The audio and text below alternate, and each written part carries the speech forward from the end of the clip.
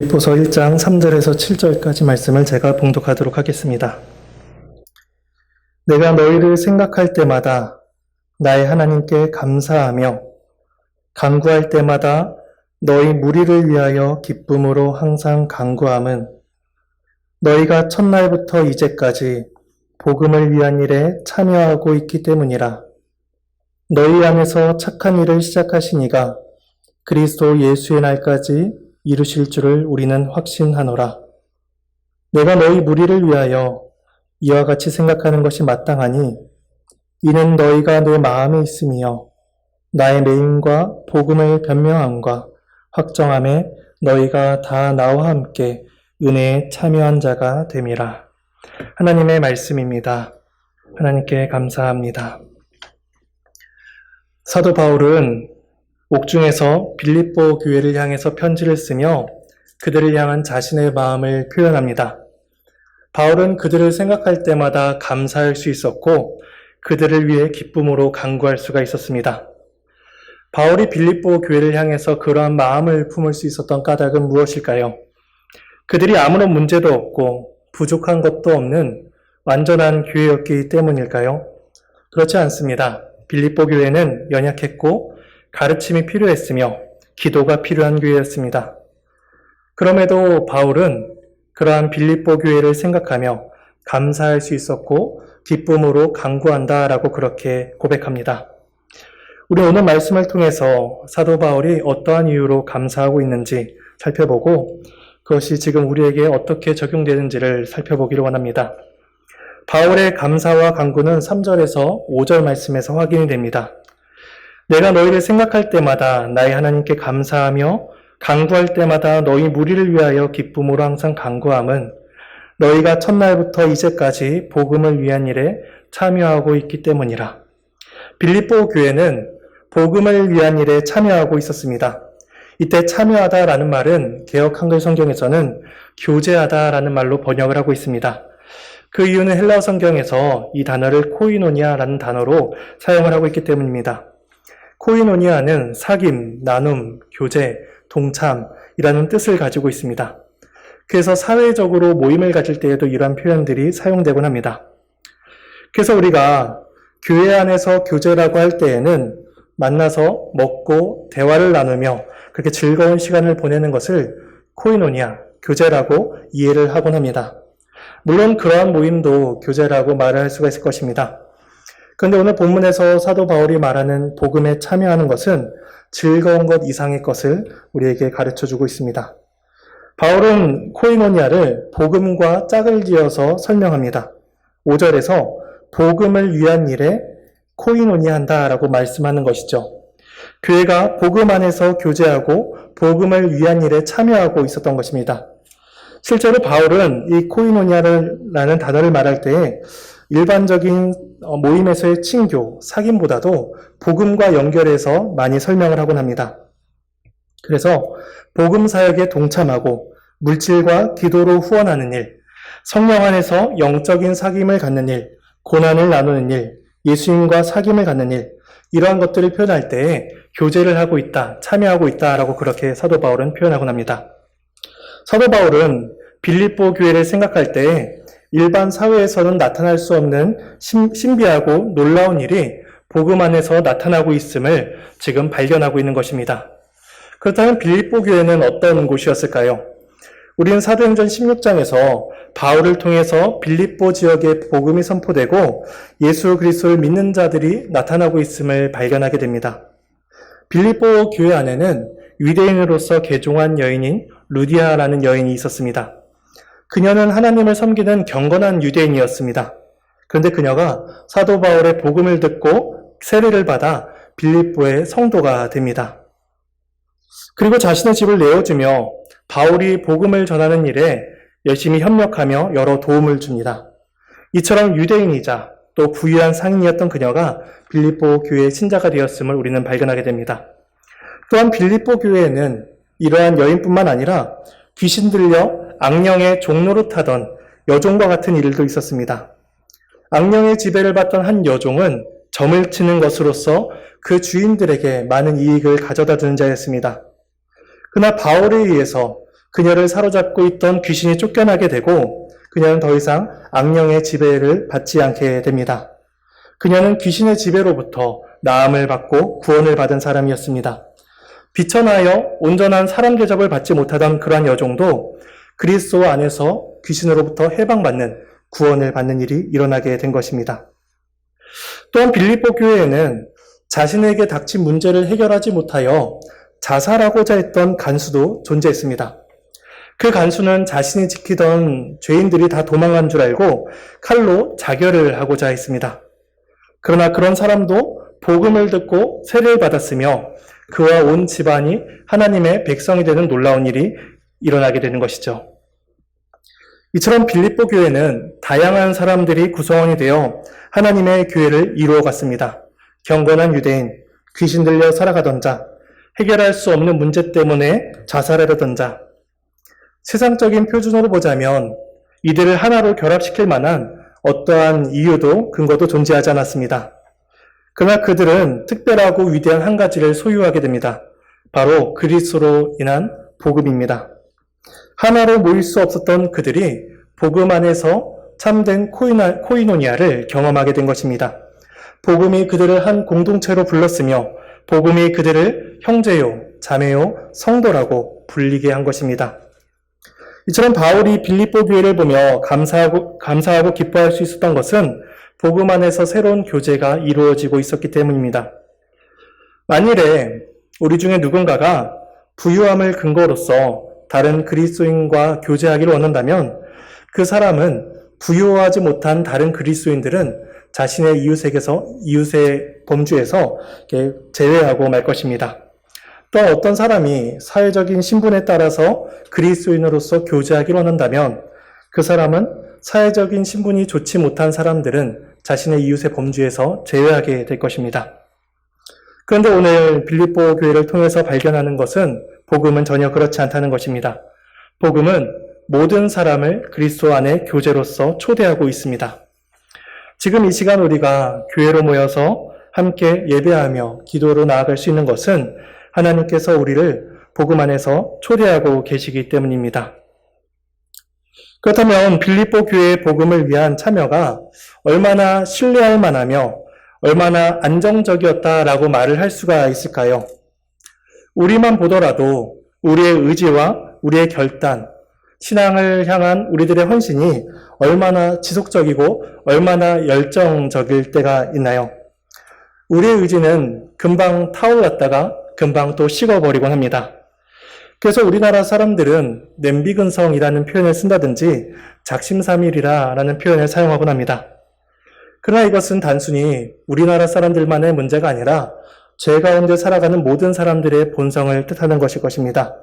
죄를 즐거워하고 선을 행하기를 싫어하는 것, 또한 자기 성향에 따라 살고자 하는 것이 죄 아래 살아가는 모든 사람들의 본성인 것입니다. 이러한 사람들의 본성을 생각할 때 빌립보 교회의 성도들의 헌신 또한 그렇게 지속적이고 안정적이다라고 그렇게 판단할 수는 없을 것입니다. 그런데 바울은 그들을 보면서도 감사하고 심히 기뻐했다고 말합니다. 왜냐하면 복음으로서의 그들의 참여가 그들의 의지에 의해서 시작되거나 그들의 열심에 의해서 지속되는 것이 아니기 때문입니다. 죽은 시체는 움직이지 못합니다. 죽은 본성은 복음 안에서 살아갈 생명력을 가지고 있지 못합니다. 빌립보 성도들이 복음 안에서 참여하고 첫날부터 이제까지 교회를 사랑할 수 있었던 것은 하나님께서 그들에게 참 생명을 주시고 그들을 지금까지 인도해 주셨기 때문입니다. 그래서 바울은 감사와 간구의 기쁨의 이유들을 빌립보 교회 성도들 자체에서 찾는 것이 아니라 하나님 안에서 발견하고 있습니다. 6절 말씀입니다. 너희 안에서 착한 일을 시작하신 이가 그리스도 예수의 날까지 이루실 줄을 우리는 확신하노라. 바울은 변치 않는 확신을 가지고 있었습니다. 그런데 이 확신은 바울에게서나 빌립보 성도들에게서 기인한 것이 아니었습니다. 오히려 바울이나 교회를 볼 때 그들의 상황은 불안정했습니다. 우리가 스포츠 경기를 보더라도 승리의 확신을 가질 수 있는 경우에는 어느 한쪽이 압도적으로 우세할 때에만 그렇게 승리의 확신을 가질 수가 있습니다. 양쪽 팀이 비등비등하여 시합을 겨룰 때에는 끝날 때까지 아무도 결과를 예측할 수가 없는 것이죠. 마찬가지로 우리가 삶에서 어떠한 확신을 가질 때에는 이후에 주어질 승리의 결과가 지금 현실 가운데에서 우리의 손에 쥐어질 때에만 가능합니다. 그렇다면 바울과 빌립보 교회가 그런 현실을 가지고 있었을까요? 승리한다. 우리는 지금 확실한 승리를 가지고 있다라는 그런 현실을 소유하고 있었을까요? 전혀 그렇지 못합니다. 복음을 전했던 바울은 지금 감옥에 갇혀 있습니다. 그들을 살펴보고 양육해야 될 충분한 여력이 바울에게는 허락되지 않았습니다. 빌립보 교회는 아직 성경적인 지식에 미숙했고 교회의 여러 영적인 문제들을 해결하기에 미흡한 부분들이 많이 있었습니다. 게다가 교회 입장에서 보면 복음을 전해주어서 새로운 인생을 살게 해주었던 그 바울이 지금 감옥에 갇혀 있는 것이죠. 그래서 그들이 복음과 바울을 볼 때 그들에게는 충분히 시험거리가 될 만한 일이었습니다. 그러니 바울이나 빌립보 교회에게나 현실은 그들에게 충분한 승리의 결과를 쥐어지고 있지 못했던 것입니다. 그렇다면 성도인 우리가 무엇으로 확신을 가질 수가 있을까요? 우린 늘 고민하고 또 고민을 합니다. 이렇게 살고 있는 것이 과연 올바른 것인가? 내가 제대로 된 신앙생활을 하고 있는 것인가? 라는 고민과 갈등을 우린 늘 가지고 있습니다. 우리 현실과 우리의 신앙은 확신을 갖기에는 턱없이 부족합니다. 그런데 이러한 우리를 향해서 그리고 빌립보 교회를 향해서 사도 바울은 흔들리지 않는 확신의 근거를 가르쳐주고 있습니다. 방금 읽었던 6절 말씀을 다시 한번 읽어드리겠습니다. 너희 안에서 착한 일을 시작하신 이가 그리스도 예수의 날까지 이루실 줄을 우리는 확신하노라. 우리는 여기에서 확신의 세 가지 근거를 확인할 수가 있습니다. 확신의 첫 번째 근거는 착한 일을 시작하신 분이 계시다는 것입니다. 그분은 바로 하나님이십니다. 이때 시작하다라는 말은 충동적이거나 불완전하게 시작하는 것을 뜻하는 단어가 아닙니다. 확정적이고 의도적이어서 완벽하게 진행되고 시행될 수 있는 것을 뜻하는 단어입니다. 만물 가운데 일어나는 모든 일은 하나님의 지혜와 하나님의 작정을 떠나서 일어나는 일은 결코 없습니다. 하나님의 사람들의 선택과 행위 또한 궁극적으로는 하나님의 뜻을 벗어나서 일어날 수는 없는 것이죠. 하물며 하나님께서 선택하신 자들을 구원하시기 위해서 작정하신 일, 그리고 그 일을 이루시기 위해서 성부와 성자, 성령, 삼위일체 하나님께서 일하시는 그 구원 사역이 결코 실패되거나 좌절될 수가 없는 것입니다. 그렇다면 하나님께서 시작하신 착한 일이란 것이 무엇일까요? 빌립보 교회에게 복음을 전한 것은 온전히 바울의 수고였습니다. 바울은 매를 맞고 감옥에 갇혔습니다. 그리고 그때에도 복음을 전했습니다. 그러니까 바울이 한 일은 빌립보 교회가 세워진 일에 굉장히 큰 일을 했다라고 말을 할 수도 있을 것입니다. 그런데 바울은 자기 자신이 행한 일을 가리켜서 내가 착한 일을 했다라고 그렇게 말을 하지 않습니다. 바울이 말하는 착한 일은 하나님께서 시작하시고 하나님이 진행하시는 구원 사역을 가리킵니다. 복음 선포를 통해서 빌립보 성도들 안에 시작하신 하나님의 구속의 사역과 새롭게 하시는 사역, 그것을 가리켜서 착한 일이다라고 그렇게 말을 하고 있는 것입니다. 죄인을 구원하시는 가장 선한 일을 하나님께서 시작하십니다. 빌립보에서 있었던 모든 사건들이 이러한 일들을 우리에게 잘 보여주고 있습니다. 사도행전에 기록된 것을 보면 사도 바울이 강가에 앉아있던 여인들에게 복음을 전합니다.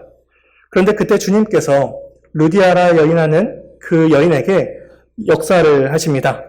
그래서 사도행전 16장 14절에 하나님을 섬기는 루디아라는 한 여자가 말을 듣고 있을 때 주께서 그 마음을 여셨다라고 말씀합니다. 하나님께서 루디아에게 착한 일을 시작하신 것입니다.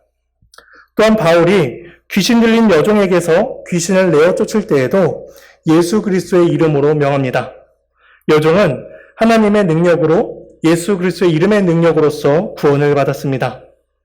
또한 어떻게 하면 구원을 받을 수 있습니까? 라고 묻는 그 간수에게 사도 바울은 말을 하기를 주 예수를 믿으라 그리하면 너와 네 집이 구원을 받으리라 는 가르침을 줍니다. 빌립보 사람들을 위해 바울이 할 수 있는 것은 착한 일을 시작하신 하나님을 소개하는 것뿐이었습니다. 바울은 빌립보 성도들을 향해서 확신을 가집니다. 그 까닭은 하나님께서 그들에게 착한 일을 시작하셨기 때문입니다. 그리고 그들을 향해서 확신을 가질 수 있었던 두 번째 근거는 일을 시작하신 하나님께서 그 일을 처음부터 끝까지 책임지신다는 것입니다. 6절을 다시 보면 너희 안에서 착한 일을 시작하신 이가 그것을 이루실 줄을 확신한다라고 이야기합니다. 하나님께서는 일을 시작하신 후에 그 일에서 손을 떼지 아니하십니다. 우리를 위해서 계속해서 일하십니다. 어떤 사람들은 하나님께서 이 세상을 만드실 때 세상의 법칙과 운영의 설계를 만들어 놓으신 다음에 손을 떼시고 멀리에서 방관하신다고 주장합니다. 하지만 그들에게 하나님은 창조주에 불과할 뿐 아무런 관여도 하지 않는 방관자에 불과할 뿐이죠. 인격적이지 않은 하나님을 그들은 이야기합니다. 근데 만약에 하나님께서 착한 일을 시작만 하시고 일의 완성을 사람들에게 맡겨놓으셨다면 우리 중에 어느 누구가 진실되고 성실하게 그 모든 일을 감당할 수가 있을까요? 우리 중에 어느 누구도 하나님께서 시작하신 일을 완성할 자는 아무도 없습니다. 그동안 하나님께서 어떻게 그 일을 우리 가운데 이루고 계신가요? 우리 안에서 일하심으로써 그 일을 이루어 가십니다. 그래서 사도 바울은 6절에서 너희 안에서 일하셨다라고 가르칩니다. 하나님께서는 인간의 가장 깊은 곳에서 일하십니다. 사람의 영혼 안에서 일하시는 것이죠. 성령 하나님께서는 죄로 인해 부패하고 완고해진 사람의 본성을 바꾸십니다. 하나님께서 사람의 영혼 가운데 역사하셨다는 것은 단순히 인류를 조금 더 괜찮은 사람으로 개선시키셨다라는 것을 뜻하지 않습니다. 완전히 다른 사람으로, 완전히 새로운 사람으로 바꾸셨다는 것을 의미하는 것입니다. 세상의 교육과 세상의 문화들은 인간을 조금 더 괜찮은 사람처럼 보여지게 만들어줍니다. 그래서 교육을 잘 받으면 조금 더 교양이 있어 보이고 문화적인 혜택을 받으면 조금 더 도덕적인 사람처럼 윤리적인 사람처럼 그렇게 비추어집니다. 그러나 세상의 학문과 문화는 거기까지일 뿐입니다. 교육과 문화는 우리들의 영혼을 바꾸지 못합니다. 어떤 교육도 우리에게 영원한 생명을 가르쳐주지 못합니다. 어떠한 문화도 그 생명이 우리의 것이 되어지도록 그렇게 만들어주지 못합니다. 오직 우리 안에서 역사하신 하나님만이 우리의 영적인 형편과 처지를 깨닫게 해주시는 것이죠. 그 성령 하나님께서는 우리가 하나님 앞에서 죄인이며 심판받기에 마땅한 자라는 것을 우리 안에서 알게 하십니다. 마음에 애통하게 하시고 우리의 처지를 슬퍼하며 하나님의 도우심을 구할 수 있도록 우리 안에서 역사하십니다. 그리고 더 나아가 그리스도께서 죄인을 위해 죽으신 십자가를 바라보게 하시며 그리스도의 죽으심이 나와 같은 죄인을 위해서 죽으셨다라는 것을 깨닫고 그리스도만을 붙잡게 하십니다. 이것이 우리 안에서 성령께서 하시는 일이십니다. 성령 하나님께서는 그렇게 하심으로써 우리가 그리스도 안에 접붙임을 받도록 하십니다. 어거스틴은 이러한 성령님의 사역을 가리켜서 교회의 끈이다라고 설명합니다.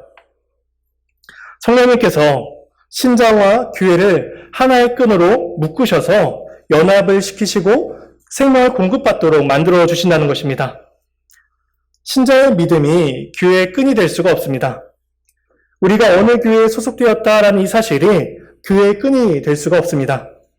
만일 우리가 가진 어떤 것 중에 교회의 끈으로 삼고자 한다면 그것들은 모두 끊어지고 이내 곧 사가버리고 말 것입니다. 이처럼 하나님께서 성도 안에서 역사하셔서 우리의 영혼을 바꾸신다는 이 사실이 우리가 확신을 가질 수 있는 두 번째 근거가 되는 것입니다. 그 세 번째로 우리가 확신의 근거를 가질 수 있는 것은 하나님께서 목적하셔서 이루신다는 것입니다. 6절을 다시 보면 너희 안에서 착한 일을 시작하시니가 그리스도 예수의 날까지 이루신다라고 말씀합니다.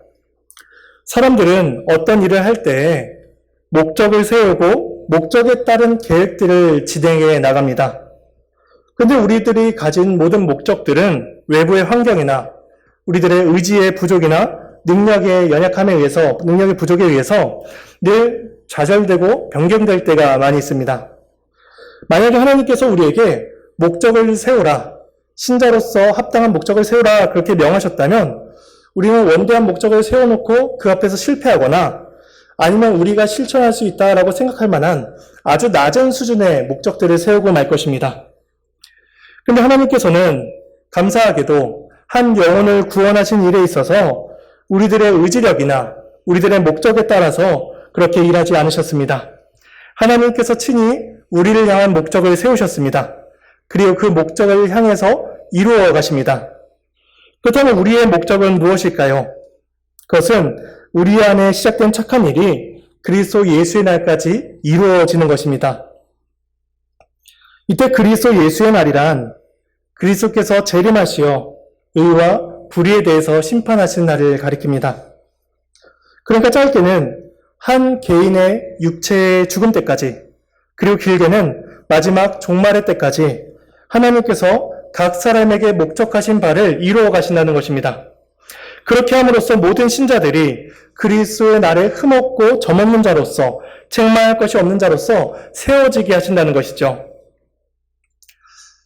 이처럼 하나님께서 마지막 때까지 우리를 만들어 가신다라는 것은 그리스도의 구원의 능력이 불충분하기 때문에 마지막까지 우리 안에 어떤 공로를 쌓거나 더 많은 노력들을 행해야 된다는 것을 의미하는 것이 아닙니다. 그리스도의 능력은 만일에 그리스도께서 오늘 밤에 당장 우리 가운데 재림하신다 하더라도 우리를 당장 그리스도의 낙원에 이르기에 충분한 능력을 제공해 줍니다. 그렇다면 그리스도의 날까지 착한 일을 이루어 가신다라는 것은 어떤 뜻일까요? 그것은 신자들이 그리스도를 배우는 날까지 하나님 안에서 구원의 기쁨을 누리며 하나님을 사랑하고 하나님과 교제하는 것을 뜻합니다. 승리의 결과가 현실에서 주어지지 않고 있는 때에도 선한 일을 이루시는 하나님을 바라보며 그 안에서 영혼의 만족을 누리는 것을 뜻합니다. 그래서 성도는 신앙의 모든 여정 속에서 천국의 기쁨을 경험하게 되는 것이죠.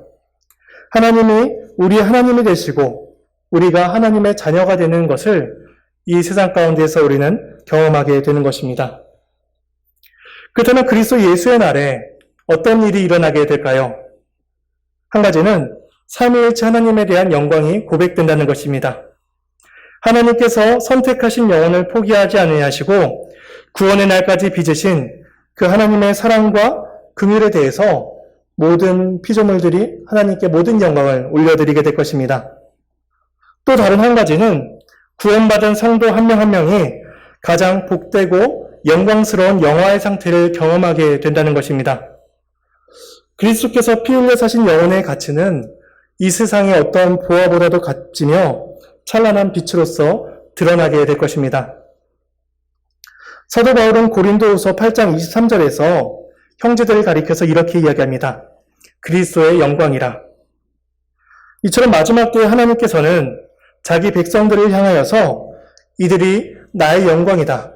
이들이 그리스도의 영광이다. 라고 그렇게 선언해 주실 것입니다. 이처럼 우리는 그날을 위하여 부름을 받은 자들입니다. 우리는 하나님께서 목적하신 바, 그 날에 이르기까지 그렇게 착한 일로 부름을 받고 있는 것입니다. 그렇다면 이러한 일들이 우리 가운데 일어나고 있다는 사실을 우리가 어떻게 확인할 수가 있을까요? 사도 바울은 7절에서 우리에게 그 근거를 설명해 주고 있습니다. 내가 너희 무리를 위하여 이와 같이 생각하는 것이 마땅하니 이는 너희가 내 마음에 있음이며 나의 매임과 복음을 변명함과 확정함에 너희가 다 나와 함께 은혜에 참여한 자가 됨이라.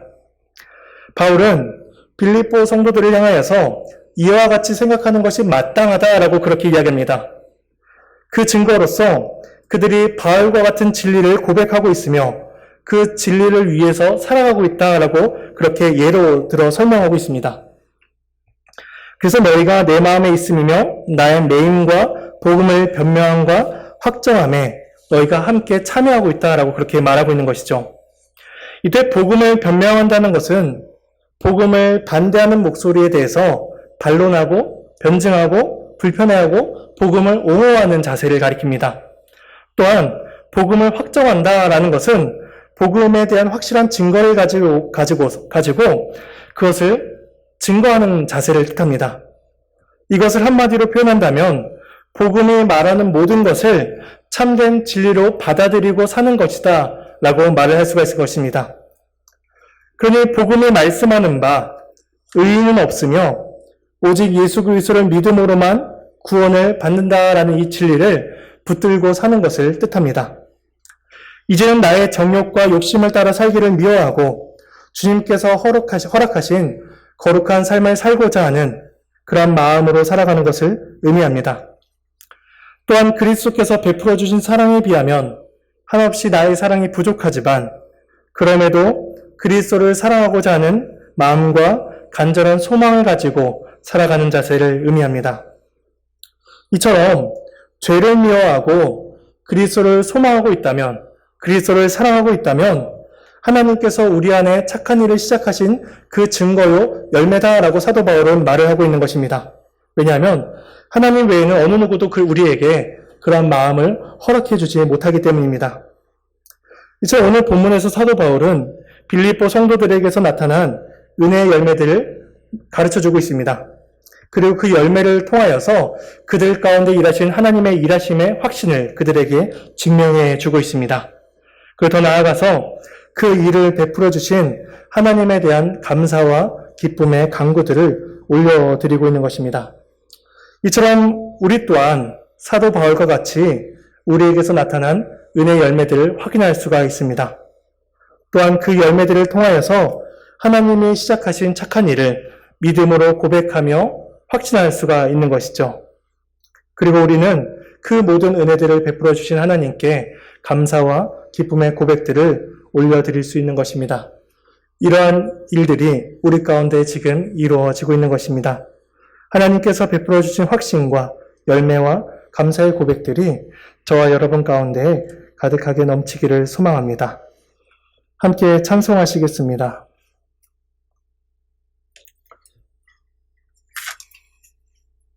찬송가 410장입니다.